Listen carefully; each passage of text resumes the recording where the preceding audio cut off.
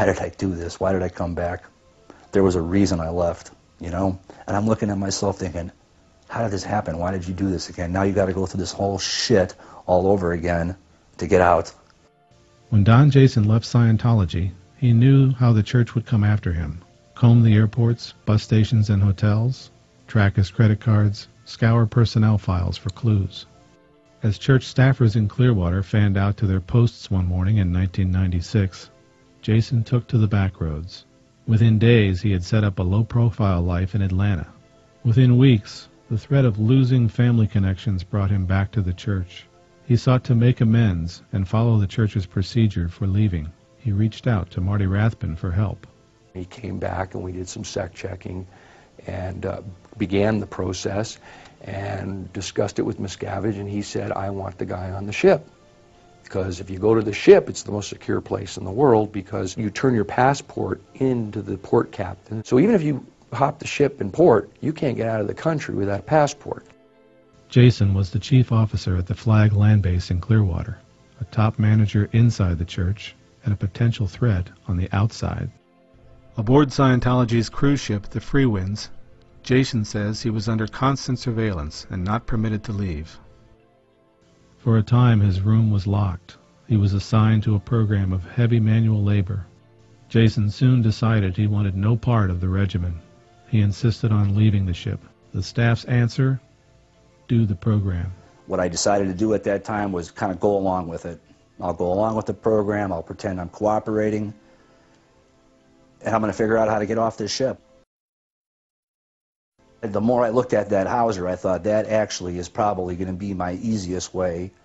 I took a dowel, like a clothes hanger rod. I put the screws in there in between the PVC pipe so that it will roll, but it's not going to roll into my hands. And then I kind of made it a habit of doing the same routine every day. At lunchtime every day, I'd sit out at the same spot on the dock by the houser, so it looked like that's just what he does.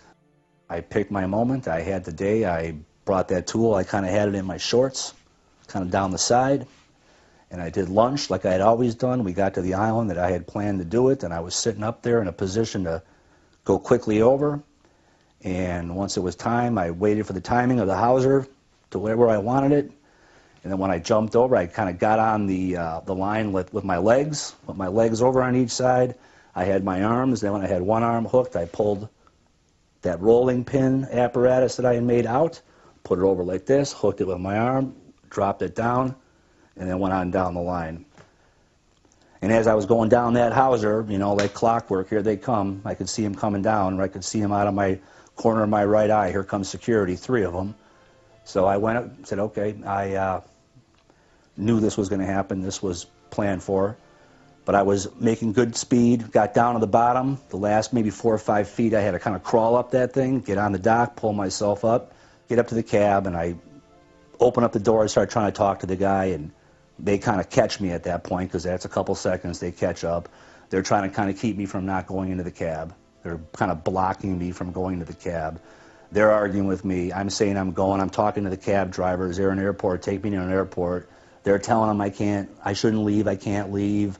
I'm there on the ship's authority, that type of thing. And I basically, I'm pushing the guy off, and I end up slamming the door in his hand. And I'm screaming at the cab driver. I eventually just turn to the cab driver, and I tell the guy, I says, you know, I'm being held against my will. Take me to a goddamn airport. I get this call. Don Jason is on a plane heading for Atlanta because he escaped the Freewinds, to which I was, you know, shocked, because how do you escape the Freewinds? You know, how do you get out of a Caribbean country without a passport? With nothing but a driver's license and some temporary checks from a Florida bank account, Jason managed to talk his way into a plane ticket and through customs. On the first leg of his journey to his mother's home in Milwaukee, Jason says he was hounded by an executive from Scientology's intelligence arm. Then on a layover, Marty Rathbun appeared. And I followed Don. He went down to the smoking lounge, went in there, lit up a smoke. I walked in, and his jaw dropped, because he didn't last thing, he just got away from Ludwig, and suddenly I was there. Come on back, you know. At this point, we're not trying to keep you, you know. We don't want you on staff anymore. You're good. You can leave. But but come on back to Clearwater and we will have you do a routing form. In the process of having this conversation, you know, I realized that I'm missing my connecting flight. I realized what time it is, so I said, you know, time's up, I gotta go. And I started basically jogging to make my connecting flight.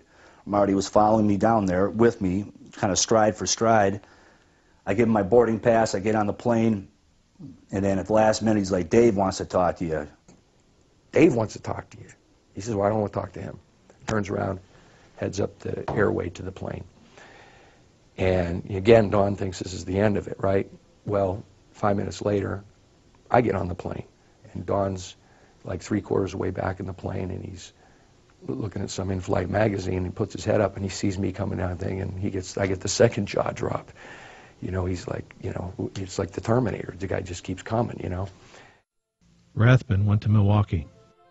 The two negotiated a series of confessions and waivers that could be used against Jason should he decide to go public against the church. Jason, too, wanted some assurance that his ordeal was over. What do I have to do? I said, if I go to Alaska, are you going to follow me? I said, where do I have to go? How far do I have to go? I'm not coming back. I'm not a church hater, but I'm not coming back. For TampaBay.com, this is Tom Tobin.